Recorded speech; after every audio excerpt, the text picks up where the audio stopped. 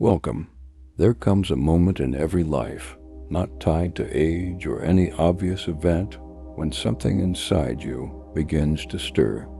It's a quiet but undeniable feeling that the person you've been showing the world, the one who answers when they call your name, the one who knows how to smile, nod, and keep the peace even when something inside you is breaking, may not be the true version of who you are. It's just a reflection, a role you've played so long that it feels like you. It's not that you were lying, it's that you were surviving. You were adapting. You were meeting expectations set by others, trying to belong, trying to be loved, and avoiding pain like rejection or misunderstanding. So without even realizing it, you shaped yourself into what would be accepted by those around you. Maybe it worked for a while. Maybe you were praised for how well you played the part. Maybe you got so good at it that even you didn't realize it was a role. But roles, no matter how well we play them, cannot hold the weight of a soul that longs to be known. One day, if it hasn't already come, the cracks will start to show. The habits will feel empty. The smile won't reach your eyes anymore. The applause will feel distant. The comfort of approval won't ease the ache that grows in the quiet moments of your own company. That ache isn't a problem. It's an invitation.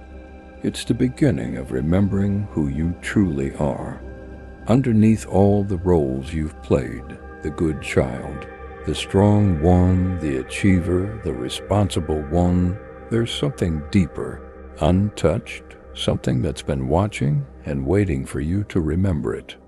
This deeper part of you has always been there, loving you through every performance, not judging you for forgetting, but gently calling you back to your true self. This is your essence, your being, your true self, and it doesn't live in your job, your reputation, or even your reflection in the mirror. It lives in the stillness underneath thought, in the quiet knowing that doesn't argue or shout, but simply is. It is unwavering, eternal, whole. Living true doesn't mean abandoning all your responsibilities or rejecting the roles you've chosen. It means remembering that you are not limited to those roles. You are not your job, your name, your personality. Your identity isn't a fixed mask you wear. It's a living presence that can never be captured by definition. While the world might reward the role you play, it rarely rewards your presence, your true being. But you were never meant to shrink yourself to fit into a role that asks you to give up your wholeness.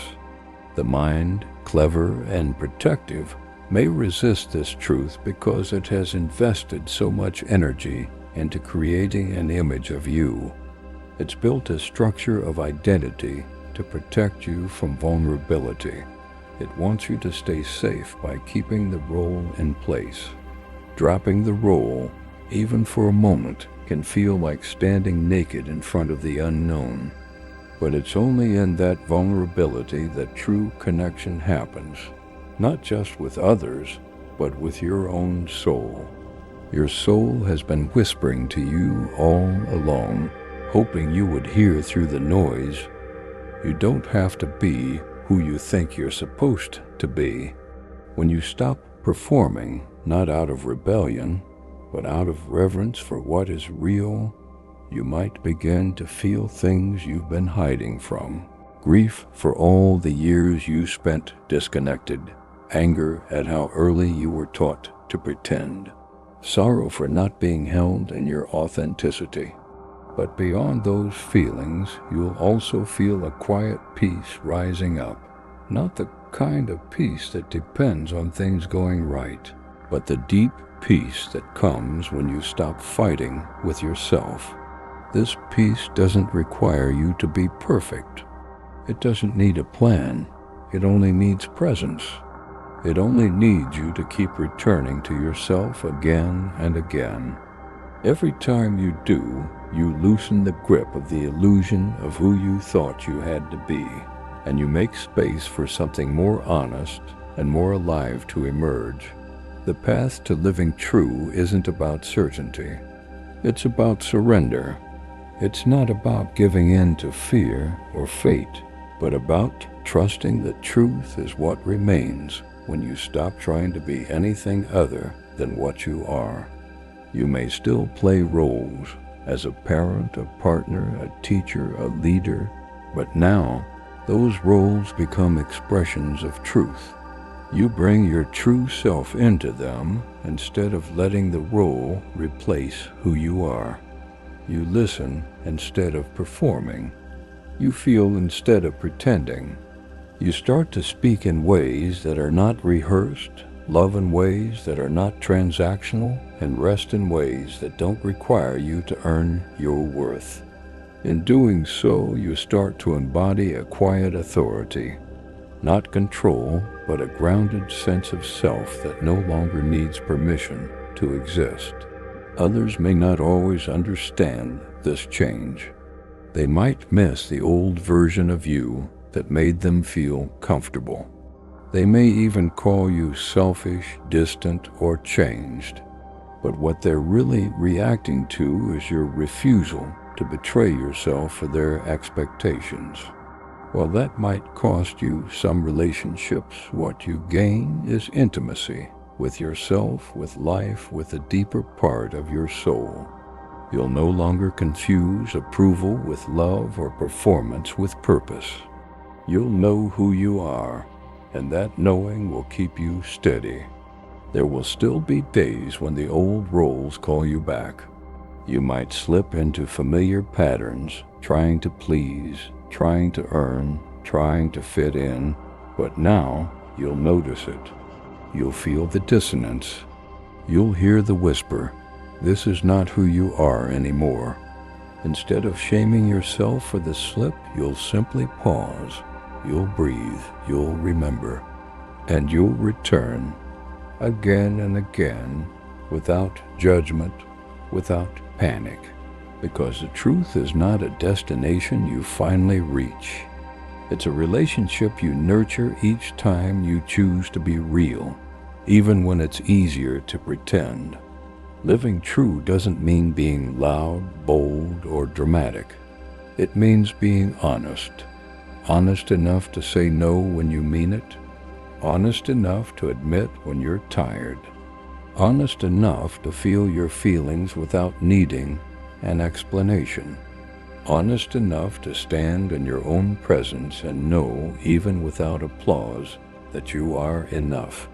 Not because of what you do, but because of who you are, quietly and undeniably. The soul never asked for a role. It only asked to be seen. And when you meet it, in stillness, in breath, in the simple act of being without effort, something ancient in you begins to heal. Something holy begins to rise. The life that comes from this place may look simpler on the outside, but it will be richer, deeper, and more true than anything the role could ever give you. Let this be the moment you stop confusing the script with the story. Let this be the day you lay down the mask, not with anger, but with tenderness, and return fully, finally, freely to the miracle of what you are. We spend our lives learning to become someone. We learn to please, to succeed, to protect ourselves, and to fit in. But somewhere in all of this, we forget who we really are. We forget how to just be. We forget that we are enough without needing to prove anything to anyone. The world doesn't often encourage us to be still. It tells us to do more, to be more, to become more. It makes us think that we're not enough, just as we are. So we take on roles and we play them. We get so good at playing them that we begin to believe they are who we are. But they're not. Behind all the roles you play, the parent, the worker, the achiever, there's a deeper part of you. This part has always been there, loving you through everything, even when you didn't recognize it. This is the real you, and it's not something that can be captured by a job title, your reputation, or your appearance.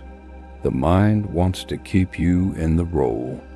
It tells you that you need the title, the approval, the success.